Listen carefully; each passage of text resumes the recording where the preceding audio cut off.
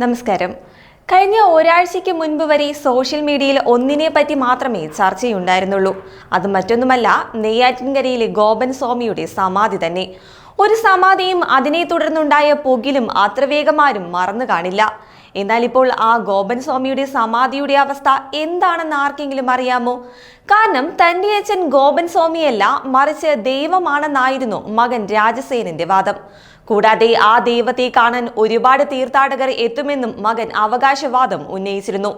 എന്നാൽ മകൻ പറയുന്നത് പോലെ സമാധി കാണാൻ ആരും ഇവിടേക്ക് എത്തുന്നില്ല എന്നാണ് ലഭ്യമാകുന്ന വിവരം. ഒരു സ്വകാര്യ ചാനലിന്റെ പ്രതിനിധി മണിക്കൂറുകളോളം അവിടെ ചിലവഴിച്ചെങ്കിലും ആരും അവിടേക്ക് എത്തിയതായി കണ്ടിട്ടില്ലെന്നാണ് മനസ്സിലാക്കാൻ സാധിക്കുന്നത്. കൂടാതെ കുടുംബം ഇപ്പോൾ വളരെ ദാരിദ്ര്യത്തിലാണ് കഴിയുന്നതെന്നും റിപ്പോർട്ടുകൾ പറയുന്നു. കുടുംബത്തിന്റെ പ്രധാന വരുമാന മാർഗമായ പശുവിനെ വിറ്റുകിട്ടിയ കാശുകൊണ്ടായിരുന്നു ഗോപൻ സ്വാമിയുടെ സമാധിത്തറയിൽ പ്രതിഷ്ഠിക്കാനുള്ള ശിവലിംഗത്തിന് ഓർഡർ നൽകിയത്. അതിനാൽ ആ വരുമാനവും ഇപ്പോൾ നിലച്ച മട്ടാണ്. അതേസമയം കേസും കൂട്ടവും ഒതുങ്ങിയതോടെ അച്ഛന്റെ സംസ്കാര സ്ഥലം തീർത്ഥാടന കേന്ദ്രമാക്കാനുള്ള തയ്യാറെടുപ്പിലാണ് മക്കൾ. സംസ്കാര സ്ഥലത്ത് പൂജാരിയായ മകന്റെ നേതൃത്വത്തിൽ നിത്യവും പൂജയും പ്രാർത്ഥനകളും നടക്കുന്നുണ്ട്. പൂജാരിയായ മകൻ രാജസേനനാണ് ഇതിന് നേതൃത്വം നൽകുന്നതും. വൈകിട്ട് 6 മണിയോടെ തുടങ്ങുന്ന പൂജകൾ രാത്രിയിലും തുടരുന്നു.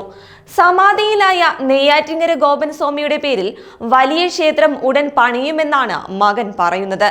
തന്റെ അച്ഛൻ ഗോപൻ സ്വാമിയല്ലെന്നും ദൈവമാണ് എന്നാണ് മകന്റെ രാജസേനന്റെ വാദം.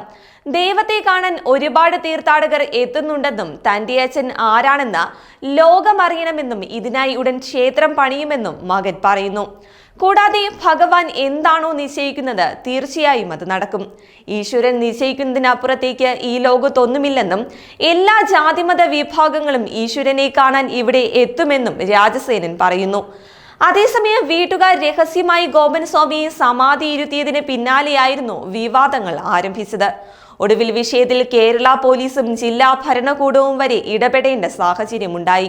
സമാധി പീഠം പൊളിച്ച് ഗോപൻ സ്വാമിയുടെ മൃതദേഹം പോസ്റ്റ്മോർട്ടം ചെയ്യുകയും പിന്നീട് വീണ്ടും ഗോപൻ സ്വാമിയെ സമാധിയിരുത്തുകയും ചെയ്തു.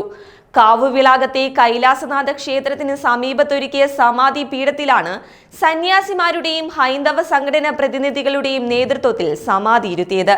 ഇതിനിടയിൽ അന്വേഷണം പുരോഗമിക്കവേ നെയ്യാറ്റിൻകര ഗോപന്റെ മരണ സർട്ടിഫിക്കറ്റ് ആവശ്യപ്പെട്ട് കുടുംബവും രംഗത്തെത്തിയിട്ടുണ്ട്.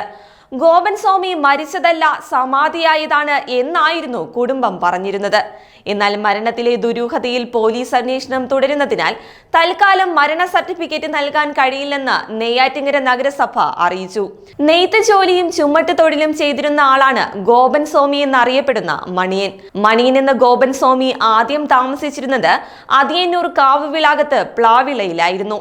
ജീവിതം ആരംഭിച്ചത് നെയ്ത്ത് തൊഴിലാളിയായിട്ടും പിന്നീട് ചുമട്ട് തൊഴിലാളിയായി മാറി. ഇവിടെ നിന്ന് ആറാലുമൂട്ടിലേക്ക് കുടുംബത്തിനൊപ്പം താമസം മാറുകയായിരുന്നു. ഇവിടെ ചുമട്ട് തൊഴിലാളിയായിട്ടായിരുന്നു ഉപജീവനം കഴിച്ചിരുന്നത്. പിന്നീട് ആത്മീയതയിലേക്ക് മാറിയെന്നും പിന്നാലെ ഗോപൻ സ്വാമി എന്ന പേര് സ്വീകരിച്ചതായാണ് പറയപ്പെടുന്നത്.